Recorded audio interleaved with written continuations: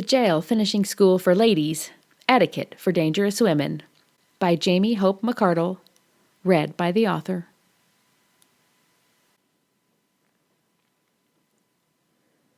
Jael, the wife of Heber, took a tent peg and took a hammer in her hand.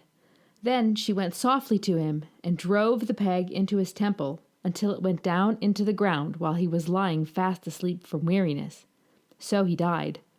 And behold, as Barak was pursuing Sisera, Jael went to meet him and said, "Come, and I will show you the man whom you are seeking." So he went into her tent, and there lay Sisera dead with the tent peg in his temple. Judges 4:21-22. Prologue. During the time Deborah was judge of Israel, the people had turned from God and were cruelly oppressed by King Jabin for 20 years. Deborah would sit under a palm tree where people would come to her for judgment. One day, the God of Israel spoke to Deborah and told her it was time to overthrow the oppressive reign of Jabin. She sent for Barak and instructed him to gather his men, draw out Sisera, the general of Jabin's army, and God would ensure his victory.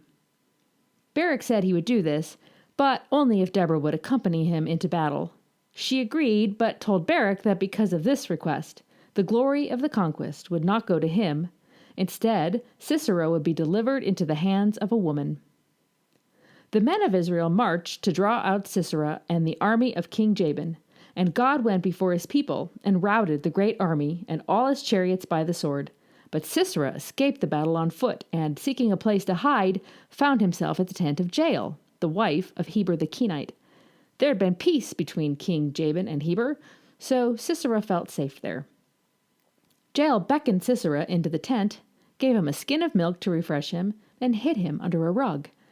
He instructed her to keep watch for him while he rested, but instead of obeying Sisera, the general of her people's oppressor, she took a tent peg and a hammer in her hand and softly went to Sisera and drove the tent peg into his temple until it went down to the ground while he slept, and so he died.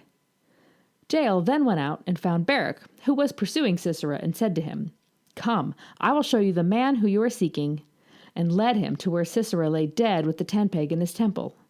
So on that day, God subdued Jabin, the king of Canaan, before the people of Israel, who had harshly oppressed them for 20 years. And the people of Israel continued to press harder and harder against Jabin until they destroyed his reign and won their freedom.